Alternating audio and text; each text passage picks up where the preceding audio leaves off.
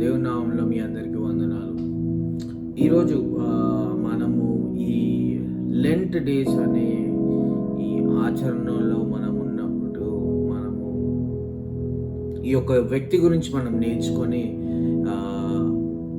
మన ఈ లెంట్లో ఇంకెలా దేవునికి దగ్గర అవ్వచ్చు అనేది ఒకసారి మనం నేర్చుకుందాం.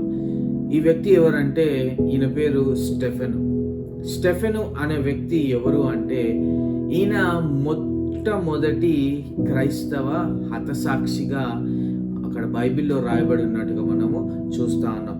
ఈయన గురించి మనము అపోస్తుల కార్యము 7వ అధ్యాయము 55వ వచనము 56వ వచనంలో ప్రత్యేకంగా మనం చూసుకున్నట్లయితే ఆయన అక్కడ ఏం రాస్తున్నాడంటే, అయితే అతడు పరిశుద్ధాత్మతో నిండుకొని ఉన్నవాడై ఆకాశము వైపు తేరి చూచి దేవుని మహిమను యేసు దేవుని కుడిపార్శ్వమందు నిలిచి ఉండుటను చూచి ఆకాశము తెరవబడుటయు మనుష్య కుమారుడు దేవుని కుడిపార్శ్వమందు నిలిచి ఉండుటయు చూచుచున్నానని చెప్పాను. ఈ స్టెఫెను యేసుక్రీస్తు యొక్క ఎంతో డెడికేటెడ్ ఆయన డిసైపుల్ లాగా మనం చూసుకోవచ్చు. ఒక యేసుక్రీస్తుకి ఆయన ఎంతో కూడా అంకితమైన అనుచరుడుగా మనం అక్కడ చూస్తున్నట్టుగా మనం చూస్తూ ఉన్నాం. ఈ స్టెఫెన్ గురించి, ఆయన విశ్వాసం గురించి మనం చూసుకున్నట్లయితే ఆయన విశ్వాసం మరియు పరిశుద్ధాత్మతో నింపబడి ఉండటము అనేది అక్కడ రాయబడి ఉండటం మనము చూస్తూ ఉన్నాం. ప్రారంభ క్రైస్తవ సమాజానికి సేవ చేయడానికి ఆ 7 మందిలో ఒకరిగా ఎంపిక చేయబడిన వాడిగా ఈ స్టెఫెను అక్కడ ఉన్నట్లుగా మనము చూస్తా ఉన్నాం. ఈయన చరిత్ర గురించి మనం ఆలోచించినప్పుడు ఎంతో భయంకరమైన చరిత్ర. మనము ఈయనకి జరిగిన సంఘటనలను మనం ఆలోచిస్తే మనం తట్టుకోలేము. అలాంటి చరిత్ర కలిగిన వాడు అదే స్టెఫెన్. మనం చూసుకున్నట్లయితే ఈ స్టెఫెను ఆయన దేవుని వాక్యం బోధించుట మాత్రమే కాకుండా ఆయన ఇతరులకు ఆహారం పెట్టుట అనే కార్యములు కూడా ఆయన చేస్తున్నట్టుగా అక్కడ రాయబడి ఉన్నట్టుగా మనము ఆయన గురించి మనం చూసుకుంటా ఉన్నాం. ఇంకోటి ఏంటంటే ఈ స్టెఫెన్ యొక్క జీవితంలో మనం చూసుకున్నట్లయితే ఆయన స్వంత వారి నుండి ఆయన వ్యతిరేకత ఆయన పొందిన వాడిగా ఉన్నాడు.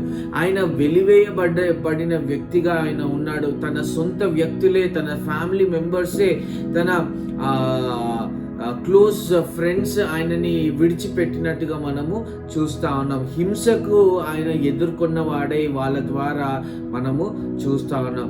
ఆయన ఎంత ఇలాంటి సందర్భాలు, ఇలాంటి సిచ్యువేషన్స్ ఆయన ఎదుర్కొన్నప్పటికీ క్రీస్తు పట్ల ఆయనకున్న ఆ డెడికేషన్, ఆ అంకిత భావము ఆయనని శక్తివంతంగా ఆయన జీవితము రూపాంతరం చెందినట్టుగా మనము చూస్తా ఉన్నాం. ఎన్నో ఇరుకులు, ఇబ్బందులు, హింసలు ఆయన వాళ్ళ ఇంటి వాళ్ళ నుంచి, సొంత వాళ్ళ నుంచి ఆయన పొందుకున్నప్పటికీ యేసుక్రీస్తు పట్ల ఆయనకున్న ఆ అంకిత స్వభావము, ఆ డెడికేషన్, నేను సేవ చేయాలి అనే తపన ఏదైతే ఉందో ఆయనకి అదే శక్తిగా అది నిలిచినట్టుగా మనము చూస్తూ ఉంటాం. అనేక మంది ఆయన యొక్క జీవితము, ఎవరైతే ఆయన జీవిత చరిత్రను చదివారో, లేకపోతే ఆయన జీవిత చరిత్రను ఆ రోజుల్లో ఆయన జీవితాన్ని, ఆయన జీవితం గురించి తెలుసుకున్నారో వాళ్ళ జీవితాలు మార్చబడ్డాయి, వాళ్ళ జీవితాలు కదిలించబడ్డాయి. ఎందుకనేది నేను మీకు తెలియజేయాలనుకుంటున్నాను. ఎందుకంటే దైవదూషణ అనేది అక్కడ ఆయన మీద మోపబడిన నిందగా అక్కడ మనం చూస్తా ఉన్నాం. అక్కడ అందరి ముందు ఒక మహాసభలో ఆయనను నిలబెట్టి నువ్వు ఆయన మీద ఈ దైవదూషణ అనే ఈ నేరం అనేది ఆయన మీద మోపబడినప్పుడు ఆ స్టెఫెను ఎప్పుడు కూడా జడియకుండా ఆయన ఏం చేసేవాడు అనేదే మనం ఈరోజు నేర్చుకుంటా ఉన్నాం. ఆయన మీద నేరం మోపినప్పుడు ఆయన ఎలాగో ఆయన ధైర్యంగా నిలిచాడంటే ఆయన గురించి ఆయన చెప్పుకోవడం కాకుండా దేవుని గొప్పతనం గురించి మరియు యేసు క్రీస్తులో ఆయన వాగ్దానాలు నెరవేర్పబడిన ఎలాగైతే నెరవేర్చబడ్డాయో అవన్నిటి గురించి మాట్లాడడం ఆయన స్టార్ట్ చేసినట్టుగా మనం చూస్తా ఉన్నాం. వాటి గురించి ఇంకా అనేక మందికి ఇంకా అనేక సార్లు ఆయన చెప్తున్నట్టుగా మనం చూస్తాం. ఆ సభలో ఉన్నంతసేపు ఆయన సొంతంగా ఆయన గురించి చెప్పుకోవడం కాదు, కానీ యేసుక్రీస్తు గారు ఆయనలో నెరవేర్చబడిన వాగ్దానాలు, ఆ ఇశ్రాయేల్ ప్రజలు వాళ్ళ జీవితాల్లో నెరవేర్చబడిన ఆ వాగ్దానాల గురించి ఆయన చెప్పుకుంటూ వస్తూ ఉన్నట్టుగా, ఆయన వివరిస్తూ వచ్చినట్టుగా మనము చూస్తూ ఉన్నాం. అంతేకాదు కానీ ఎవరైతే ఈ మెస్సయ్యను తిరస్కరిస్తున్నారో వారిని ఆయన మందలిస్తూ, వారిని ఆయన బుద్ధి చెప్తూ, ఆయన బహిష్కృతం చేస్తున్నట్టుగా మనము ఆయన జీవిత చరిత్రలో మనం ఆయన గురించి నేర్చుకుంటా ఉన్నాం. సో మనం కూడా ఇలాంటి జీవితాలు మనం జీవించాలా, మనం కూడా ఇలాంటి ధైర్యం కలిగి జీవించాలా అంటే అవును, ఈ రోజుల్లో కూడా మనం చూసుకున్నట్లయితే ఎంతో బహిష్కరణ మన క్రైస్తవుల పట్ల జరుగుతుంది, ఎంతో హింసలు మన క్రైస్తవుల పట్ల జరుగుతుంది. ఎన్నోసార్లు మనం చూసుకున్నట్లయితే పాస్టర్లు కానీ, మిషనరీస్ కానీ, లేకపోతే విశ్వాసులు కానీ ఎంతో మంది చంపబడుతున్నారు. కానీ స్టెఫెను ఆయన జీవితం ద్వారా మనకి ఏం నేర్పిస్తున్నాడంటే ఎలాంటి పరిస్థితులైనా మన ఫోకస్ అనేది యేసుక్రీస్తు పైన ఉండాలి అనేది ఆయన నేర్పిస్తున్నట్టుగా మనము చూస్తూ ఉన్నాం.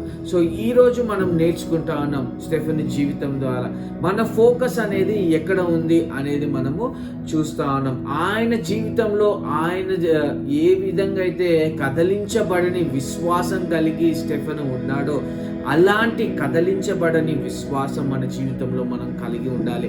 అలాంటి ధైర్యం కలిగి మనం ఉండాలి. ఇతరులకు దేవుని సువార్త మనం ప్రకటించేటప్పుడు, ఇతరులకు దేవుని గురించి మనం చెప్పేటప్పుడు, నిజమైన దేవుడు యేసుక్రీస్తు అని మనం చెప్పేటప్పుడు ధైర్యం కలిగి ఉండాలి.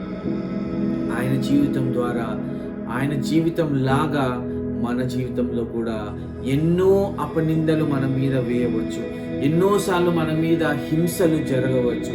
కానీ మనము భయపడకుండా ఆయనలో మనం శక్తి పొందుకుంటూ యేసుక్రీస్తు వారి మీద మనం ఆనుకొని ఉండి మనము జీవించినప్పుడు మనము ఆయనకు కూడా హతసాక్షులుగా మనం మారవచ్చు. హతసాక్షులుగా మారడం అంటే అది మామూలు విషయం కాదు. హతసాక్షిగా, దేవునికి సాక్షిగా జీవించడం అంటేనే చాలా కష్టమైన పరిస్థితులు ఈ రోజుల్లో మన జీవితంలో ఉన్నాయి. కానీ హతసాక్షిగా మనము జీవించాలంటే అది ఎంతో ఎంతో ఆశీర్వాదకరంగా మనం ఆలోచించాలి. మనం అపోస్తుల కార్యం 7వ అధ్యాయం 60వ వచనంలో మనం చూస్తున్నట్లయితే అనేకులను క్రీస్తు ప్రేమ మాటలను ప్రతిస్పందించినట్టుగా మనము అక్కడ స్టెఫెన్ గురించి మనము నేర్చుకుంటా ఉన్నాము. స్టెఫెను తనను హింసించిన వారి కొరకు ప్రార్థించినట్టుగా మనం చూస్తా ఉన్నాం. ఆయన ఏదైతే యేసుక్రీస్తు వారు ఆ సిలువలో ఆయన ఎలాగైతే ప్రభువా వీరు ఏం మాట్లాడుతున్నారో వీరు ఎరగరు, వీళ్ళని క్షమించు అన్నాడో అదే విధంగా ఆ క్వాలిటీ స్టీఫెన్ ఆయన జీవితంలో చూపిస్తున్నట్టుగా మనం చూస్తూ ఉన్నాం. ఆయనను హింసించిన వారిని ఆయన క్షమించి వారి గురించి ఆయన ప్రార్థించేవాడిగా స్టెఫెన్ ఉన్నట్టుగా మనము చూస్తూ ఉన్నాం. సో మన జీవితాల్లో ఎవరైనా మనల్ని హింసిస్తుంటే, దేవుని గురించి మనల్ని హింసిస్తుంటే మనము వారిని క్షమించాలి, వారి గురించి మనము ప్రార్థించాలి, ప్రార్థనలో వాళ్ళని ఎత్తుపట్టుకోవాలి. మనము స్టెఫెన్ జీవితం నుంచి మనము నేర్చుకొని మన జీవితంలో అనుకరించి, మన జీవితంలో మనము ఇవి అలవాటు చేసుకొని, ఈ క్షమాపణ హృదయం అనేది మనం అలవాటు చేసుకొని వాళ్ళ గురించి మనం ప్రార్థించడం మొదలుపెట్టినప్పుడు ప్రభు అయిన యేసుక్రీస్తు వారు తండ్రి అయిన దేవుడు వారి హృదయాలతో మాట్లాడతాడు. వారి హృదయాలు ఆయనే మార్చగలడు. మనము ఈరోజు స్టెఫెన్ వలె హతసాక్షులుగా మారగలమా? అట్టి ధైర్యం కలిగి మనము జీవించగలమా? కొంత సమయం ఉంది. ఎంతో త్వరగా ప్రభువైన యేసుక్రీస్తు వాళ్ళు మరలా రానై ఉన్నారు. అంత లోపల మనం ఎంతమందికి అయితే అంతమందికి నిజమైన దేవుడు ఎవరు అని తెలియచేయాలి. మనము ఆయన కొరకు యూనో దావీదు మహారాజు చెప్తున్నాడు కదా, నీ ఆలయంలో జీవించడం నాకు ఎంతో సంతోషకరమైంది అని కదా.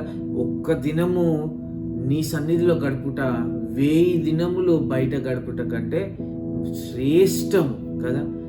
అలాగే మనము దినాలు కొద్దిగా ఉన్నప్పటికీ మనము వీలైనంత అనేక మంది దేవుడు అంటే తెలియని ప్రజలకి, నిజమైన దేవుడు అంటే తెలియని ప్రజలకి మనము ఆయన గురించి, ఆయన ప్రేమ గురించి మనము తెలియచేయాలి.